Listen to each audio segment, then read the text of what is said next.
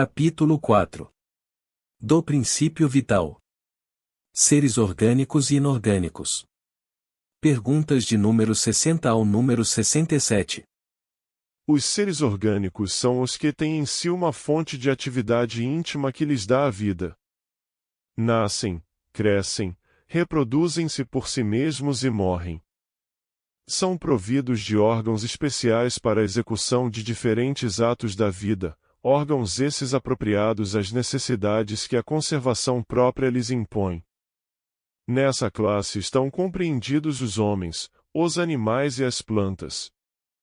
Seres inorgânicos são todos os que carecem de vitalidade de movimentos próprios e que se formam apenas pela agregação da matéria. Tais são os minerais, a água, o ar, etc. Pergunta número 60. É a mesma força que une os elementos da matéria nos corpos orgânicos e nos inorgânicos? Sim, a lei de atração é a mesma para todos. Pergunta número 61. Há diferença entre a matéria dos corpos orgânicos e a dos inorgânicos? A matéria é sempre a mesma, porém nos corpos orgânicos está animalizada. Pergunta número 62. Qual a causa da animalização da matéria? Sua união com o princípio vital. Pergunta número 63.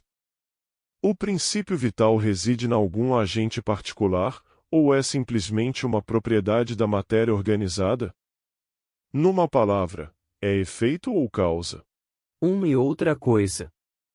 A vida é um efeito devido à ação de um agente sobre a matéria. Esse agente sem a matéria não é a vida, do mesmo modo que a matéria não pode viver sem esse agente. Ele dá a vida a todos os seres que o absorvem e assimilam. Pergunta número 64. Vimos que o espírito e a matéria são dois elementos constitutivos do universo. O princípio vital será um terceiro?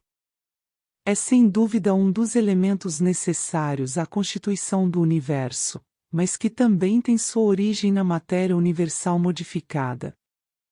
É para vós um elemento, como o oxigênio e o hidrogênio, que entretanto não são elementos primitivos, pois que tudo isso deriva de um só princípio.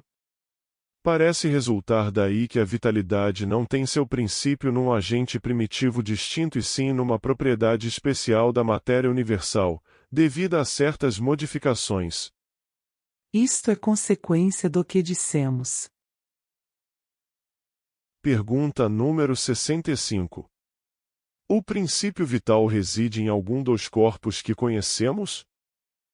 Ele tem por fonte o fluido universal. É o que chamais fluido magnético ou fluido elétrico animalizado. É um intermediário, o elo existente entre o espírito e a matéria. Pergunta número 66. O princípio vital é um só para todos os seres orgânicos? Sim, modificado segundo as espécies. É ele que lhes dá movimento e atividade e os distingue da matéria inerte, porquanto o movimento da matéria não é a vida. Esse movimento ela o recebe, não o dá.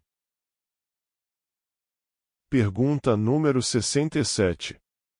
A vitalidade é atributo permanente do agente vital ou se desenvolve tão só pelo funcionamento dos órgãos? Ela não se desenvolve senão com o corpo. Não dissemos que esse agente sem a matéria não é a vida? A união dos dois é necessária para produzir a vida. Poder-se-á dizer que a vitalidade se acha em estado latente, quando o agente vital não está unido ao corpo? Sim, é isso. O conjunto dos órgãos constitui uma espécie de mecanismo que recebe impulsão da atividade íntima ou princípio vital que entre eles existe. O princípio vital é a força motriz dos corpos orgânicos. Ao mesmo tempo que o agente vital dá impulsão aos órgãos, a ação destes entretém e desenvolve a atividade daquele agente, quase como sucede com o atrito, que desenvolve o calor,